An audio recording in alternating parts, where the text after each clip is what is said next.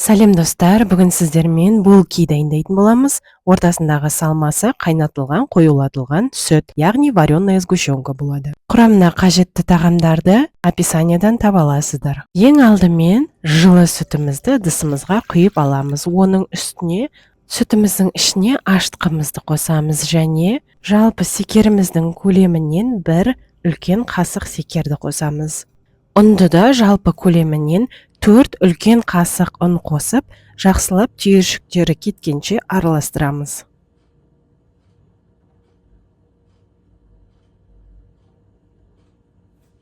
Бәрін жақсылап араластырып болғаннан соң, бетін жауып жылы жерге жарты сағатқа қою қажет. Ашытқымыз көтерілгенше. Немесе пешті 40 градусқа қойып қыздырып аламыз 10-15 минуттай. Содан соң міндетті түрде пешті өшіреміз және осы массамызды бетін жауып пештің ішіне салып қоямыз. Сол кезде 15 минутта ашытқымыз жақсылап көтеріліп шығады. Бұл әрине уақыт үнемдеу ретінде жасалынатын тәсіл. Бұлай жасау міндетті емес. Мінекей ашытқымыз осындай болып 2 есе көтерілу қажет. Бұндай болып көтерілмеген жағдайда бұл ашытқыңыз ескі дегенді білдіреді. Ондай болған жағдайда сіз қайтадан басқа ашытқымен жасауыңыз қажет болады. Ал біз ендігі осының үстіне қалған тағамдарымызды қосатын боламыз. Бірінші жұмыртқадан бастаймыз, содан соң еріген жылы сары майымызды қосамыз. Келесі қопсытқышымызды қосамыз. Бір кішкентай қасықтың жартысы болатын тұз қосамыз.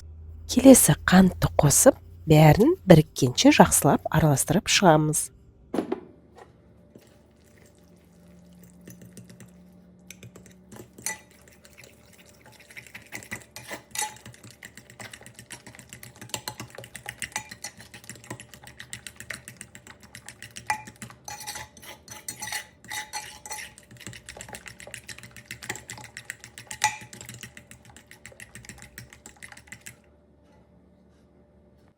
Ендігі кезекте тек ұнымыз қалды. Ұнымызды еліткіштен өткізіп, сұйық массамызға қосып шығамыз.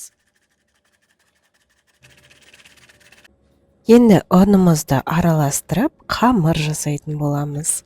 Осылай ең басында шанышқымен араластырып аламын, содан соң қолмен араластырамын.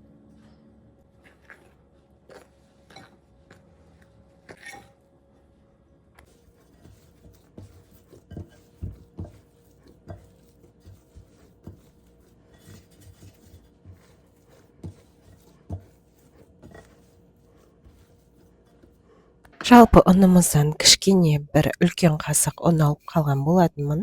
Соны тақтайшамызға сеуіп шығамыз және қамырымызды осының үстіне илейтін боламыз.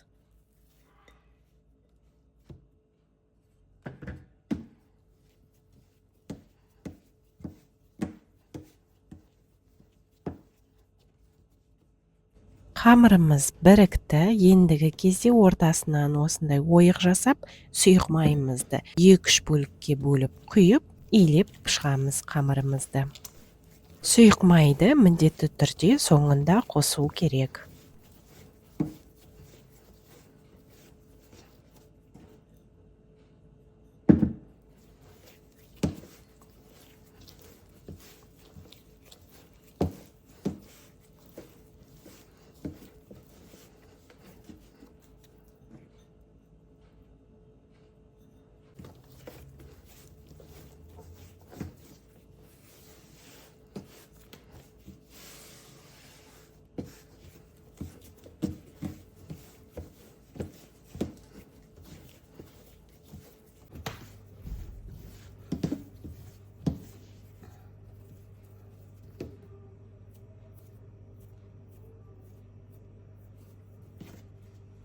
Қамырымызды илеп болғаннан соң 1 сағат жарым немесе 2 сағатқа жылы жерге қоямыз. Қамырымыз 2 есе көтерілгенін күтеміз. Мінекей қамырымыз көтерілді. Қандай керемет үлпілдеген қамыр дайын болды.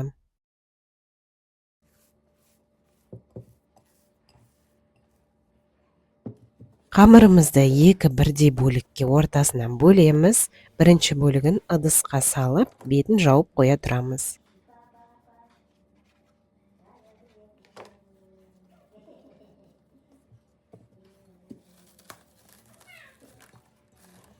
Екінші қамырды тағы да бір илеп шығамыз және оны 4 бөлікке бөлуіңізге болады, немесе 8 бөлікке бөлуіңізге болады. 4 бөлікке бөлсеңіз, үлкен бөлкелер дайын болады, ал 8 бөлікке бөлсеңіз, орташа бөлкелер дайын болады.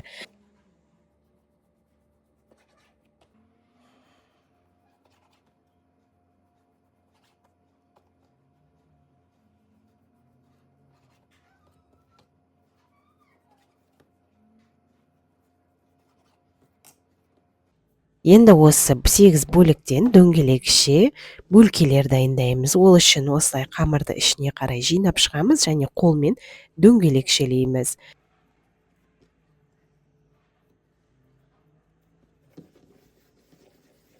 Дөңгелекше бөлкелерімізді бір шетіне қойып, басқаларын жасап жатқан кезде бетін жауып қоямыз.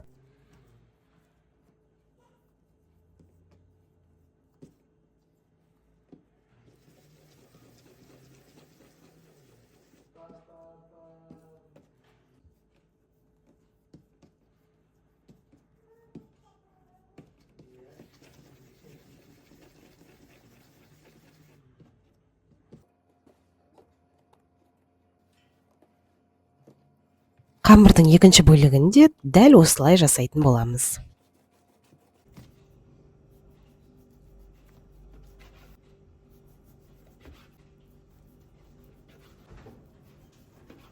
Бөлкелеріміздің формасын жасайтын боламыз. Ол үшін оқтау қажет. Оқтаумен үстінен 2-3 рет өтеміз. Ұзынша сопақ форма илейтін боламыз.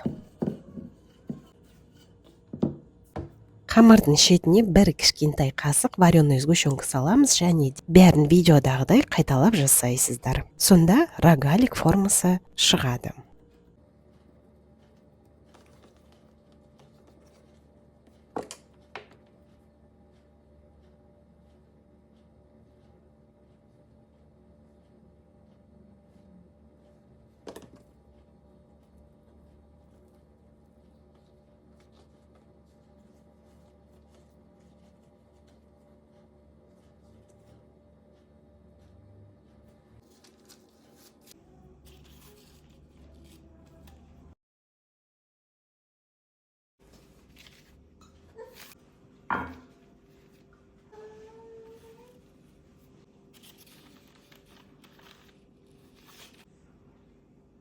Бөлкелеріміздің бәрі дайын болды. Ендігі кезекте бетін жауып тағы да 10 минутқа қоямыз. Кішкене тағы көтерілуі қажет. Ол кезде бір жұмыртқаға 2 үлкен қасық сүт құйып араластырамыз.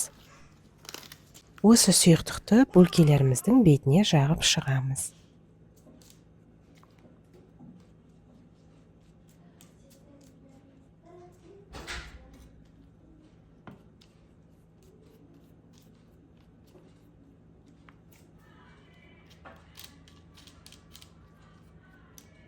Бетіне жұмыртқа мен сүттен жасалған сұйықтықты жағып шықтық. Енді осының үстінен секер сеуіп шығуыңызға болады. Бұл әрине міндетті емес, қалауыңыз бойынша. Қызып тұрған пеште 180 градуста 20-25 минут пісіріп аламыз. Міндетті түрде қадағалап отырыңыздар, себебі әркімнің пеші әртүрлі.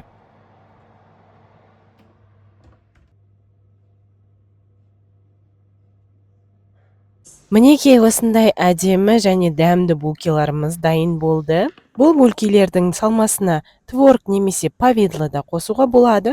Қарағандарыңызға көп рахмет. Каналыма тіркеліп отырыңыздар. Міндетті түрде лайк басып, комментарий жазуды ұмытпаймыз. Каналыма кіріп тағы да басқа дәмді рецепттерді көре аласыздар. Жақындарыңызды дәмді тағамдармен қуантып жүріңіздер. Астарыңыз дәмді болсын. Сау болыңыздар.